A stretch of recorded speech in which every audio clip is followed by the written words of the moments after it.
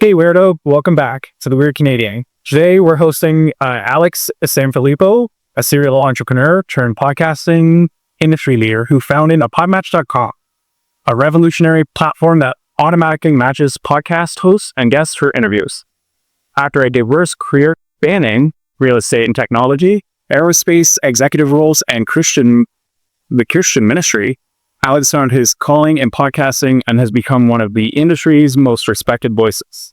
His company has paid over $526,000 to independent podcasters and helped him facilitate over 125 plus podcast episodes, 35 of which are mine. So without further ado, Alex, why don't you take it away and give your little introduction? Sure, Cody, thank you so much for having me. Really excited to be here with everybody. As mentioned, my name is Alex Sanfilippo, and I'm the founder of PodMatch.com, which is a software that automatically connects podcast guests and podcast hosts for interviews. It's actually how we got here today. To keep it really simple, the simplest way to describe it is it just kind of works like a dating app, but instead of connecting people for dates, it connects them for podcast interviews.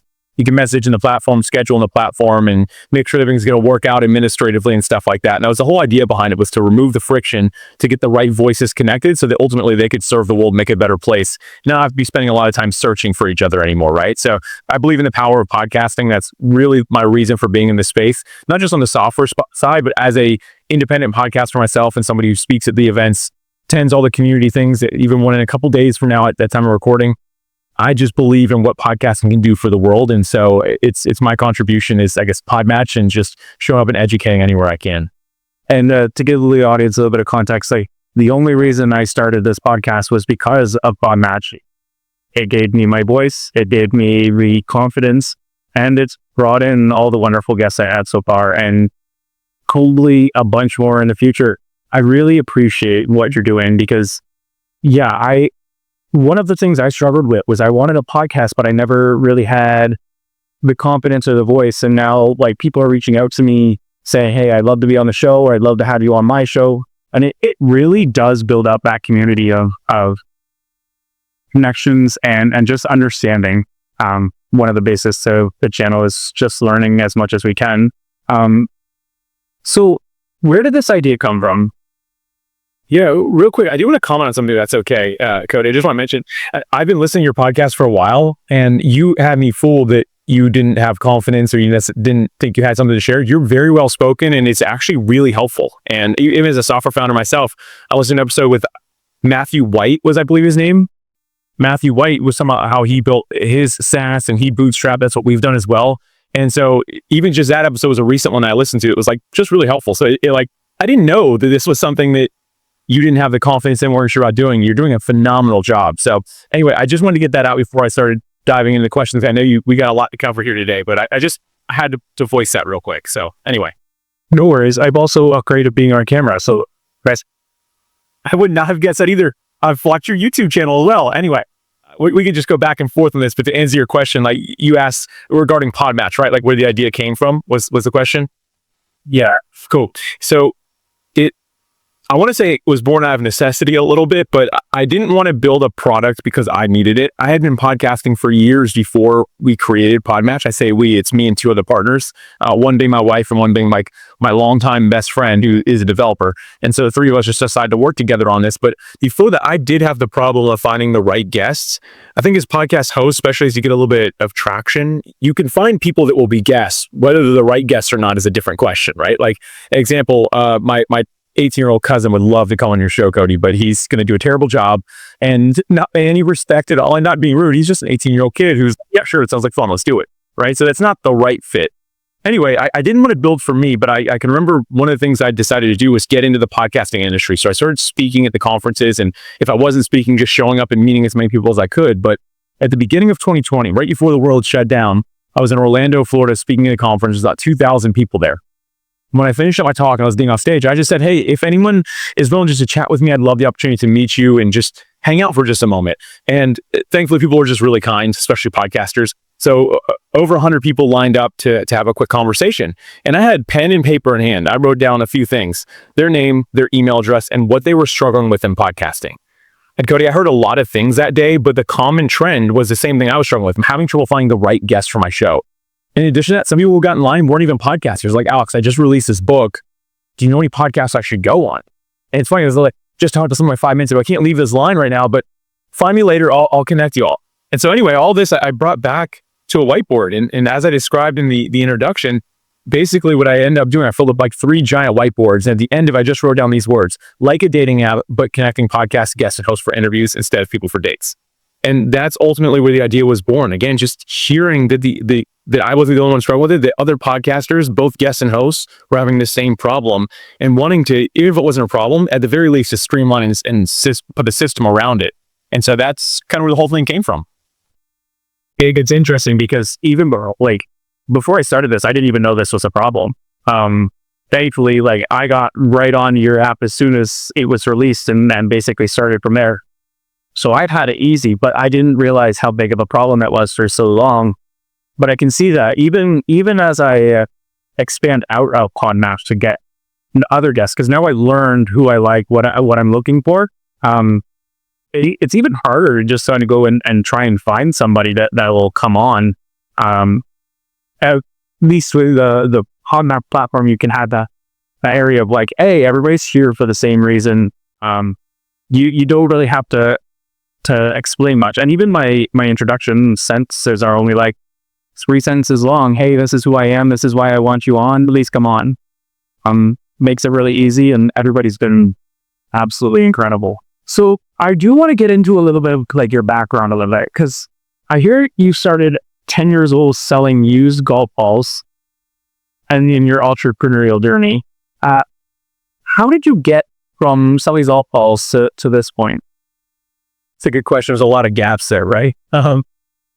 Yeah, at 10 years old, I started just, I don't know, a golfer asked to buy a golf ball that I found off my hand one day. I was like, sure, he gave me $3 for Titleist Pro V1. And I was like, light bulb. It was like the first light bulb moment of my life. And I was like 10, I told my brothers and other friends that we're all hanging out in the neighborhood, I'm like, let's all go through the lakes and find more of these. We'll sell them on Saturday morning. And so we did that for a couple of years. Got away with it for as long as I was cute.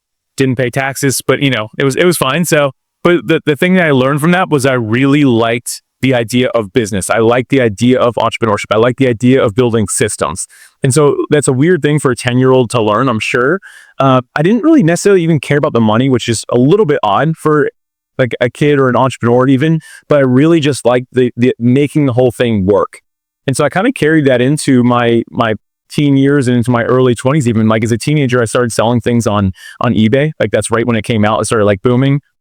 So I realized that my toys, I only liked 5 of these 10 action figures. So I could sell the other 5, or I could buy this lot of 30 of them and take the ones I want, add the ones I don't want, and sell it. Like I learned that you could do these things, and I really enjoyed that. And so it was a lot of fun, like learning how to take a profit and like, again, build a system around like, this is when you post, this is when you do this. Anyway, long story short, that was kind of just more fun things. I was buying things and selling them, and it was cool. But I did learn my way around a computer pretty well. And at that point, this is the early 2000s. It was still fairly new for people to like understand how to use a computer, which now sounds kind of crazy, right? But that kind of led me into doing like a technology startup in the real estate space. And now it's, again, very common tech, but it's like a virtual tour of homes is what we were creating. So now it'd be like going to one of the popular websites where you can buy or look at real estate that's listed. You can kind of like drag the mouse around, go from room to room and stuff like that. That technology is more common now, but we were the original pioneers of that software. And so being able to figure out how to actually let someone drag around a room. And so like anytime we did a tour of a home like that, people were like mind blown. They're like, it's like I'm there, but I'm not. And so it was a fun thing. And so that was kind of that was a real tax paying company that I had started. Interestingly enough, this is 2003, maybe it was the year that I was doing this, 2004. And the dates get a little blurry. Sorry, everybody. But the thing is, I learned how to even run a remote team. We all worked remote. So we were using different web apps that are no longer in existence to basically communicate and to do the work. There was editors, there was photographers, there was me that was running the side things, and another person was on the business side with me as well.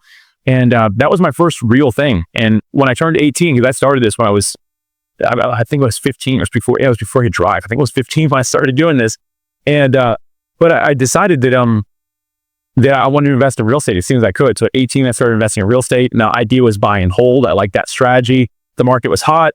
We're fast forwarding now to 2008 rolls around, and don't need to revisit that for anybody, but basically everything I had put all my eggs in this basket had just totally turned over, right? Like everything that was doing really good was bad. And so I ended up I couldn't even sell the company. I gave it to somebody. It was one of the photographers, actually. I was like, hey, if you want this, here, you can have it. Like there's nothing here, right? Like we went from doing 30 plus homes a day to doing one a week if we were lucky. And for me, I moved into one of my rental properties because it's like, it's either that or I lose it. So I need to move into it. And so it was a rough time for me. As a matter of fact, I would consider that rock bottom. I ended up getting a job. My dad was able to get me in at a company. He got me an interview. I got the job and I was breaking down boxes and taking out trash at an aerospace company. So I was basically just like doing what I could to help out in the back. It was a part-time gig, but I'll tell you what, I was grateful to have that. Also a bit bitter because I was doing really well to really, really bad overnight. And that was kind of like my first real pain point in business. And Cody, I don't know if you had anything you want me to share or keep on going on that. I don't want to overspeak those. No, so I just want to share, like, I think it really does take a rock bottom to really shift your perspective, because I hit the same thing where I didn't have a financial rock bottom, but I had a emotional rock bottom that really just changed who I wanted to be, what I wanted to do, which is how this became thing. I'm now at financial rock bottom, but I feel better than when I had this full great paying job of the software developer that I go over even think about anymore. So I really do want to emphasize that finding your rock bottom really helps you find the goal, because you have nothing to lose. Yeah, that's so well said. And you know, that mental rock bottom you just talked about, I think that's even harder, because you just mentioned, like, okay, now like financially it's a little tough, but you kind of don't care because you're mentally sharp, you're strong there. And I think if you have that, I'm so happy, so excited. Every day I'm waking up like excited to do my work, my day. I wouldn't trade this for the world. Although my fiance is like, when are we gonna have some? But I'll see on that. Yeah, that's cool. I mean, as long as I know we're not talking relationships, but I think that as long as you two can believe in each other and know that you have each other's best interest in mind, like there can be some time of stretching. And if that's why I started watching a podcast. I think it was Gary Vee or somebody else, and it's like that stem backwards. People need to reframe, because I had to walk this through with my fiance as well. If it's a step in the right direction, backwards is okay. Just to ensure my audience, my team will edit all on. Just for the audience, yeah, I really think it should boil down to that. Don't think it's a step back if you think it's in the right direction. Yeah, I want to get there in my own story here, but I'll tell you what, like you tell rock bottom, getting through that is what makes or breaks you. Like you said, it kind of like brings to light the goal, because typically the very bottom, the core, is where the goal is. And when we hit rock bottom, whether it's mentally, financially, whatever it might be, like that's when we can actually see it, to your point, Cody. And I think I wanted to say this earlier, because you stepping in doing podcasts the way you are, you stepping away from a more cushy type job and stuff like that, which I'll get into because that was part of my journey as well. But what you really did is you expressed courage. And in my experience, courage means being afraid and doing what you have to do anyway. And listen, it makes you a weirdo. Like, being courageous in today's world is something that only weird people do. Because people are like, why would you do that? That's weird, man. Right? Like, why would you step away from something that's good? But to your point, it's one step back, but it's more of a shuffle to a different lane. And for me, it's sacrificing the good for the sake of potential great.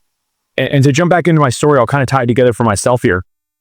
I got that aerospace job, but again, I wasn't doing anything fancy, not a skydiver, not an astronaut, not a fighter pilot, right? Like, I was working just at just breaking down boxes and taking out people's trash and stuff like that, which, by the way, this is a Canadian-owned company. So this is our big tie together, Cody. So I was in Jacksonville, Florida, is where we had an office. And anyway, over a 15-year span, so this wasn't overnight, I went from that part-time guy to full-time to management to upper management to eventually reaching the C-suite level. And it became a multiple like billion-dollar company, and it was publicly traded. It was really a cool experience for me, and fairly boring day to day, but I learned so much over that 15-year span. And so I'm not like trying to just summarize it in a sentence or two, but it's just not really where we're going today. But just know it was a really great career. It was bittersweet the day I left, but I found myself, Cody, where you are, which is where I just knew that was good, but there was something great out there potentially. And so what I did is took courage, as I just mentioned a few minutes ago. I took courage and said, you know what, I'm going to sacrifice the good for the sake of the potential, great. What I have is good. This career could be my lifelong career. I'm probably, at that point, I think I was next in line to be the CEO. And I reported directly to the CEO, but he was going to retire in a little bit. I think it was me next, right? I was like, I could do that. This would be really good for me, for my wife, for our future. But there's something here. And that's around the same time that I had actually launched PodMatch. And so it was just kind of like a side hustle. I was doing the evenings, I was doing on the weekends. And it was one of those things where I actually had to sit down with my wife, and this was the scariest part for me, and tell her, hey, I think I want to leave my 9-to-5 job. Like, I think I want to do that. What do you think? And at this point, she had actually sold a business about 4 months or 6 months before I had this conversation with her. So she had decided she would take 6 months off and just help me a little bit. So she helped with the PodMatch stuff. And she was like, oh, really? And so I was like, oh no, I'm sweating, like my heart was beating fast. I'm like, what is she gonna say? She's like, well, if you think that's the best thing to do, like, I support it. And they gave me all the confidence I needed right there. And so it gave me all the confidence to step out and be a weirdo, to step out and explore that. And so again, there was no guarantee, but I'm like an Excel guy. I love data. So I just basically said, okay, based off our savings, we can survive this long. And I project the company will be making this much by that time. So we'll be able to pay ourselves on this date, which means we won't have to lose our lights. So we'll be okay, right? Well, we can stretch it. We had to budget really hard. We had to make that commitment.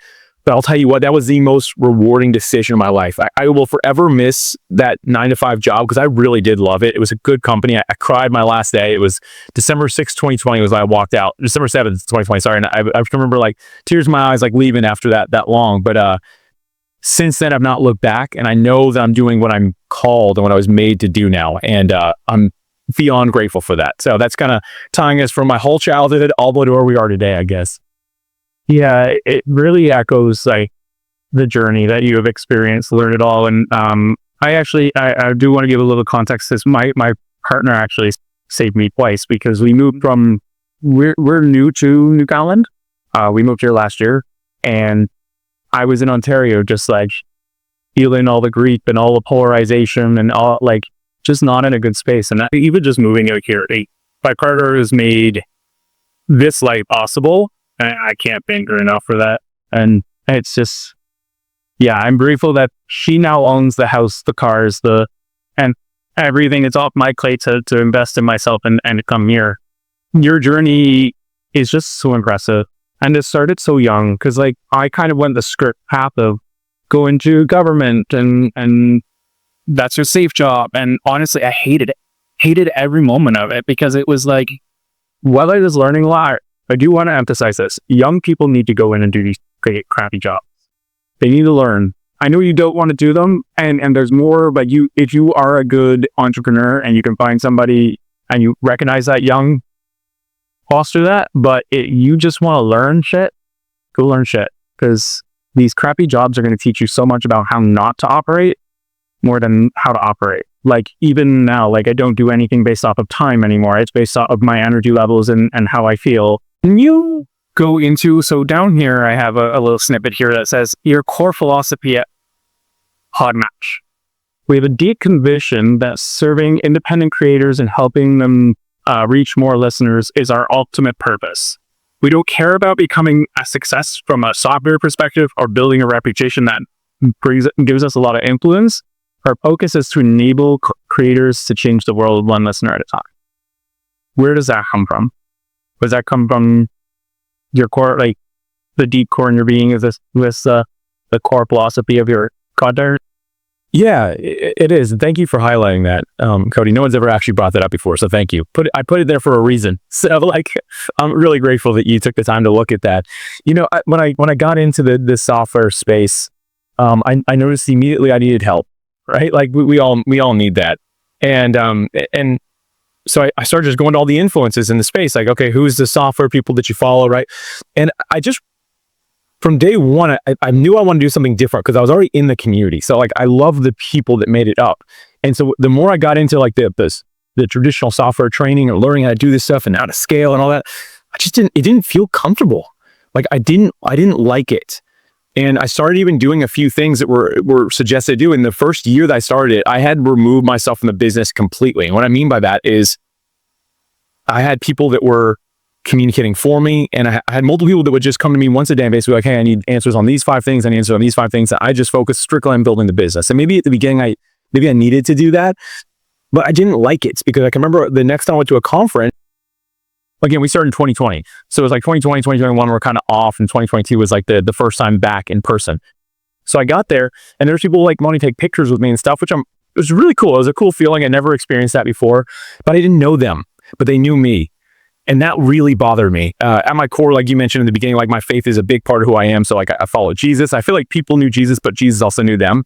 And so I felt like I was out of alignment with that being the foundation of my life, right? I was like, I'm not really in alignment with this. And so I came back to the drawing board and I actually let some people go that were handling my communication. I'm like, no, I'm going to be the frontline communicator now. So to this day, like anyone who hears this, if you reach out to me like on any social platform, email, PodMatch, wherever you reach out, it's going to be me. And if ever it's not, it will only be my wife. If I'm super far behind and need to tell people, I'll be with you in a little bit. So occasionally she will tell you, hey, it's Alicia. I was a little behind. I'll send this to him. He'll get back to you within a couple of days, right? Like, which very rarely happens, but sometimes it does. Other than that, it's going to be me. And I just really wanted to make sure that I was involved in this. So going back to the core, that core value that you talked about there, I want to make sure that people feel like people. Even though it's software, I don't want people to feel like a number. I don't want them to feel like they don't matter. I don't want them to feel like they don't have a voice in this, because if we're trying to elevate independent voices, that's our goal. We need to express that from the top down. And so from day, like again, from like that day on, like when I made that commitment after going to that conference, we just changed everything. And listen, you don't grow as fast. The people that are like the software influences in the world think that we're stupid. You know, they've actually called me, I've been called weird a lot of times by people in the space. And so I'm not in any software related masterminds anymore. I'm not in any groups because we're really not accepted. I'm okay with that. We want to do it different. We want to treat people well. And yes, it's software, but we don't use the term users. We don't call people customers. We don't have clients. We have valued members of our community. We have humans that we get to work with and we get to support and we get to help. And I'll tell you what, nothing has been more rewarding and fulfilling than that. It is a counterculture way to do business, but I've built some really great friendships. And I've made some really great connections. I've learned and grown myself and had just a lot of fun. At the end of the day, like, I don't want the biggest software company with the most quote unquote users. I just want to be able to enjoy the work that I do and rest well at night knowing that I'm actually making a difference in the world. And I chose podcasting because I see the difference it's making. You echo the sentiment I've been trying to tell people a lot, because my grandfather, his company wasn't the biggest thing, but he loved it every much as anything could be, because he got to have his friends working with him and he got to like let them have the day off if they needed it. And actually, it truly felt like a family whenever you went into his business. I think we need to start understanding that businesses were supposed to be this family oriented thing where you're with a group of your friends, you're helping out, you're just building what's needing to be built so that you could all prosper. It's the last 20 years that's kind of been the back seat with corporate and monopolies and stuff like that. And I really think we are coming to a point where people are valuing connection and building for community more than anything else. Even what I'm doing right now, I don't want to be rich. I'm okay with being famous because it just means I get to talk to more people, but that's only why. Like, I just want to make enough so that I can enjoy my life and build for everybody else. Even what I want to do in the future, I want my channel to become ultimately a media company that can help protect creators actually making their money. So I can bring them in, give them an audience for a percentage of their thing and let them go off and have like a good building block. I'm not there yet, but I'm going in that direction. And you know what? It's funny because when I started looking for PodMatch, all I could find was it's a scam. It's a scam. It's a scam. And now I'm like, I wouldn't tell anybody to go anywhere else. Yeah, thanks, man. I appreciate that. Yeah, I think we took care of the, this is just part of business, a total side note, but we had someone who was starting a competing business. And so they went all over the internet with a bunch of fake things and put, it's a scam everywhere. And they said, try this one instead. And I was like, oh man, I actually ended up reaching out to the person. I'm a nice guy. So I was like, hey, listen, like, I respect that you're hustling, that you're getting out there. I'm like, but can we do it without hurting each other's names? Right? Like, we don't need to go out there and do that. So he ended up slowing, like, you won't really find that stuff anymore because he ended up taking a lot of it down, which I'm grateful for. Anyway, but thank you for giving us a shot, even though that was the notion of what you saw. But just so I heard, it was like, oh, sorry. No, it's good. Go ahead. Yeah, what were we going to say there? Oh, just the way I figured it, it was like, you know why? I didn't find the competitor. I was like, there's nothing else. If I want to start actually bringing on guests, I have to try something.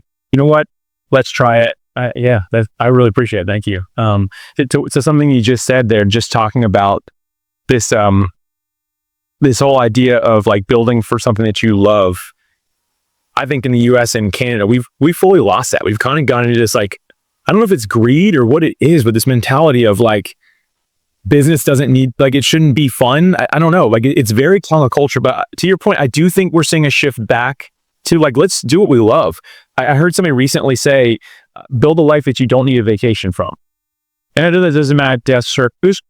Like, I shouldn't come back from vacation and be like, oh, I can't wait for my next vacation. Like, no, I should be excited to be here. As a matter of fact, Alicia and I, my wife, the business part, we've turned down 2 vacations this year because we're having so much fun doing what we're doing. We like where we live locally. We love our community here, and we love the work we do. We don't feel like we need a break from it.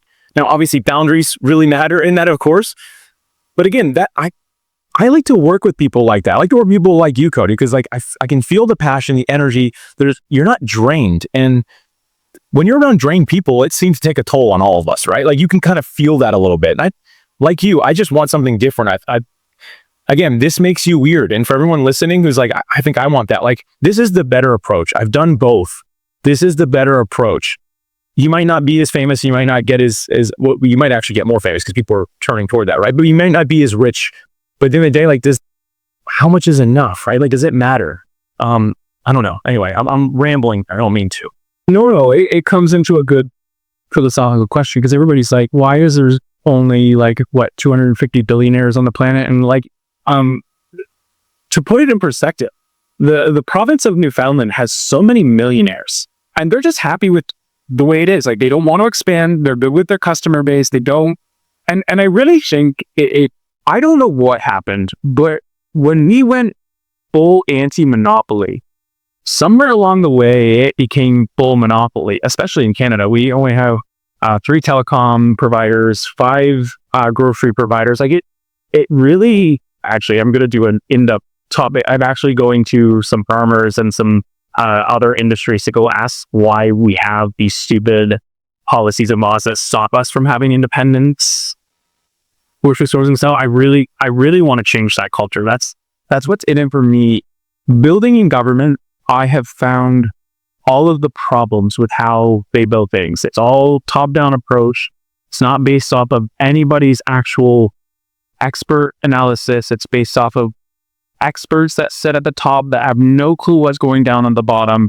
And then there's bureaucracy on top of bureaucracy, just stopping people from doing what they want to do. And we've come to this mentality of rely on the government. And I don't know how that became a thing.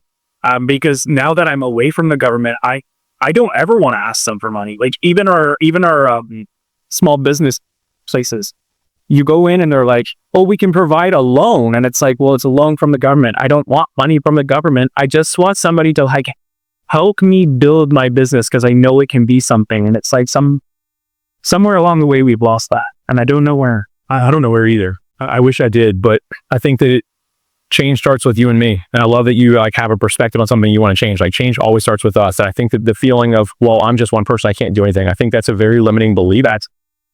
If we look at history, there's always been one person who maybe took the first step, who did something that caused a chain reaction of other people doing the same. So, Cody, you have your convictions.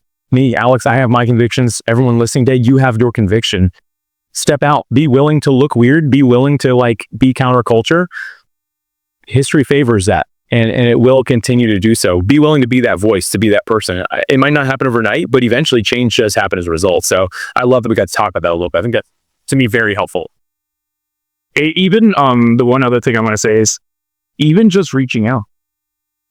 The one biggest eye-opener that I got out of all of this is asking for help leads you very far. Like, I've been so surprised at how just reaching out to random people and asking for help, how much help you get.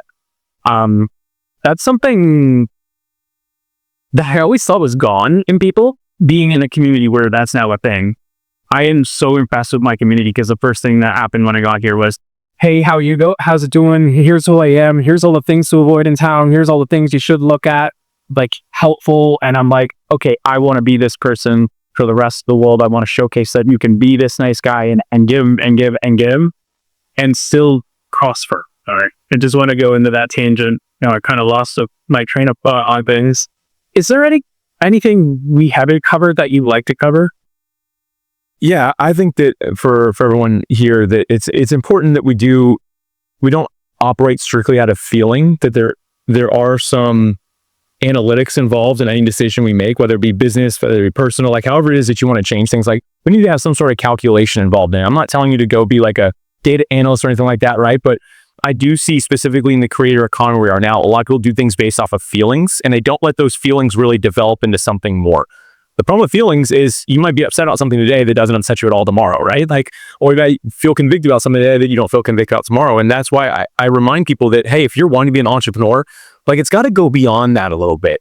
And to me, that means doing some uncomfortable work, which is sitting down, thinking about realistically what could happen here. What is the chain effect of me doing this? Am I even heading in the right direction? Like, did someone upset me and that's why I'm thinking this? Or did something make me really excited? Is that why I'm thinking this? Like, does it actually go back to a true passion or true core? We've got to sit down and do this. And the best way to start, I think, is take pen and paper. Do some reflecting. Just think. To me, it means getting rid of, like, taking away my devices. So I don't take a computer with me. I don't take a phone with me. I'm doing this. I take pen and paper and that's it. And I just kind of write down, like, remember, okay, why did I get in this in the first place? Why am I doing this? Like, yes, I have some feelings. What are they? I'll acknowledge that those feelings are valid. They're real. But am I acting out of feeling versus off of some sort of true data-backed reason that someone might actually benefit from this, or this might actually hurt somebody, and I need to be careful with this? Like, sitting down and really thinking about it. And I think that the nice thing is, as we've been talking about, we're kind of getting back this community culture of doing things that we love. But if we are solely driven by feelings, by emotions, will lack depth, and we probably won't see nearly the results that we're looking for. And so I think especially people wanting to be entrepreneurs, wanting to do side hustles and stuff, we've got to be willing to do a little bit of the hard work, the heavy lifting of sitting back and looking at the data of, like, is there a need here? Why am I doing this? And what would my execution look like? How long would this take to do it? Will I stick with it that long? A great example of this is podcasting. I regularly tell people that it takes 100 episodes as a host or as a guest to really get meaningful results. That doesn't always take that long for everybody. There's plenty of ways to fast track that, but just the general rule of thumb, it has been that since after 2020. Really, it's just that 100 episodes. And when I tell people that, like, oh, well, I'm 10 episodes, I don't think I'm gonna make it to 100. I don't know if I want to do it for that long. I'm like, well, you said you want results. You started because you were feeling like you want to start it, but you didn't actually commit to the progress it's going to take to see the results. And so that's not just podcasting. That's business. That's anything that we do. We've got to be willing to go a little bit deeper. So I don't think we really covered much of that, but that was advice that younger Alex needed a lot of, right? But I think we all probably need it at one point or another. So I hope that's really helpful. Why you're doing the things. So one of the biggest things I had to sit down with myself was why I wanted to do things. I feel like you don't actually learn who you are until you, like, hit dirty and you really, like, start to slow down and you start to feel like, hey, I don't want to do this anymore, and I do want to do this. I'm just understanding that you have to sacrifice in certain regards to make it that change. But then you really have to sit down and be like, what do I want? What do I do not like? What do I want to do? What will I have to do that I do not like? But can I push myself through? The stuff I do, aside from this part, I hate it. Making sure, like, my videos up, getting all the SEO out, making sure that I connected to every single one of my socials, that my editors are on time with videos, that I'm paying people on time. Like, I don't want to do any of that, but it's stuff that's necessary in order to progress. And because I love this so much, it's not bothered to. It does help that I'm not doing anything else. I am grateful that I'm only doing podcasting right now and I don't really have much on the business side. The more I do it, the less I want to do anything else. You know what I mean? It feels like this is the right place for me and I know where I'm going. And 100 episodes seems like measly to me. I'm like, I want to get to like 500 or 1,000 episodes because I want to just be able to have these conversations, to be able to have these ideas generate, to give perspective where it's lost. Yeah, that's really good. You know, the realization, if I can go back to what you shared, like for you, it was 30. For me, it was probably about the same age. Maybe that is the magic number of like change, but that's the realization of like, I'm going to stop being who people want me to be, and I'm going to go through that self-discovery process to figure out what I want, who I want to be, right? And then like when I just talk about like the feelings and stuff, that's where they can kind of get interjected a little too much, right? Because we're like, I'm going to be me, and it's like, okay, well, we need to really think about that, right? Anyway, I think it's great that you've committed to this for so long. You're doing this one thing, and then at the end of the day, like I think that puts you in a really good position. Anybody who's like, I'm just kind of exploring this, like I'm on that self-discovery journey myself, I'm just exploring what I can do. You're going to find it serves people on the way, first off, which is great. Like people are going to resonate with it. They're probably on the same thing, maybe even just a step behind you. That's great. Talk to the people that you're serving.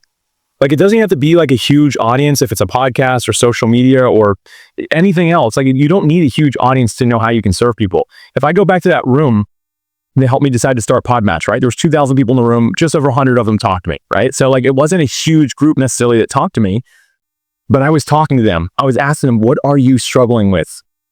And the thing is that they didn't answer it out of the context of what I do for them. Just like the same would be for anyone hearing this today. If you ask that question to people that you're serving, they're not going to answer it wrong. No one told me they want to lose weight or put on more muscle and anything that didn't have to do with podcasting. I didn't even have to preface it with that at all. I just said, what is it that you're struggling with right now? They knew that I'm a podcasting guy because they were already following what I was doing. If you talk to people you serve, you find out what they're struggling with, that gives you opportunity to create the solution to that problem, specifically in the context of what they see you able to do.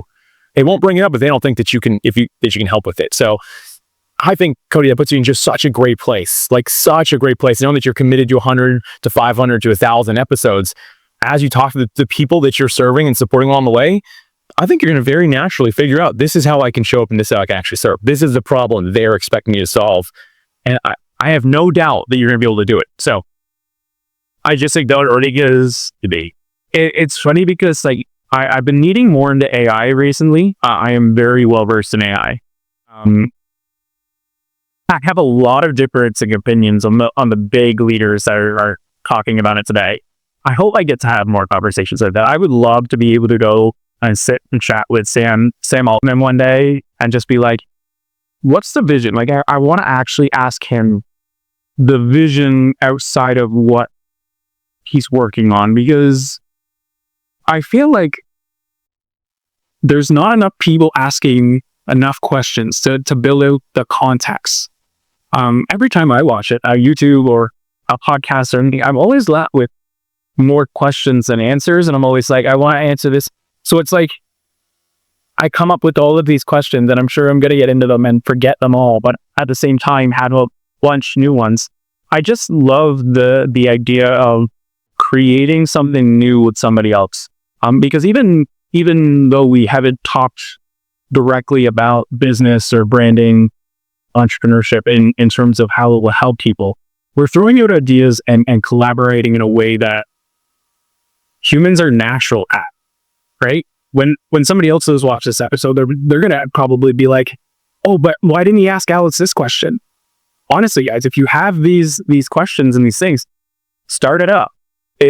What drives you is just finding out that information. You're the best person to be on podcast or to be podcasting. If you're just driving by, want to know. I think that for me, it was the same thing. I was going to a lot of conferences before 2020. I always found that when there was like a Q&A style session, I always wanted to jump in and ask a different question. And so I didn't want to be the guy in the audience always like raising your hand, like, oh, me, I have another question. Like, oh, I have another one, right? Like, and I think that that's a sign that you should somehow, some way be doing interviewing of some sort. And perhaps that's a podcast. I don't know what else it could look like. But if there's something there and you're that curious, then do it. At the same time, there's people who listen to this podcast that resonate with how you ask questions, and that's the next question that was in their mind anyway, and that's why they're here, because you're able to kind of do the dirty work for them, which is always a really great thing.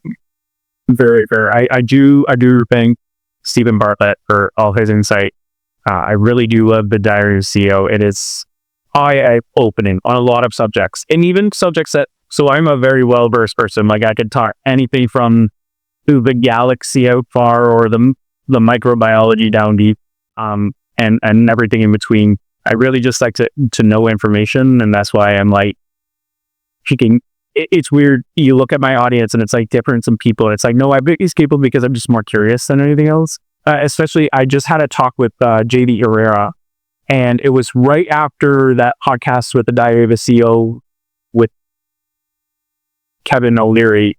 where he talked about Steve Jobs. And I'm like, I just wanted to get a different view on Steve Jobs from somebody else. So I got to ask him those questions, and it's just, that information is amazing. That's really cool that you got to do that. I like that. I'll just give you the last little bit to plug anything you want, because I'm kind of out of questions, and I just feel like I'm dragging this out more than anything. So yeah, again, thank you for having me here. Love what you're doing. Love the vibe of the show and just your ability to ask good questions. I really respect it. I've been on a lot of podcasts as a guest, and it's not every day that I get asked questions I don't get asked. And you did that today. So I just want to say thank you. And I think you've got a really cool audience here as well. So just honored to be here. For anyone interested in what I do, if you just go to podmatch.com/free, it give you 9 quick ideas, whether you're a podcast guest, host, or if you're aspiring, like, hey, I might want to be a guest, well, I might want to be a host. There'll be 9 things for you there. I don't ask for email address or anything like that. It's literally just my way of helping to see if it's a right fit or to help you level up a little bit if you're already into the space. So that's podmatch.com/free. But Cody, thank you again. I love what you're doing here and honored to be here today. Thank you. And I'll make sure all of the details are down in the description below. And everybody out there, stay weird.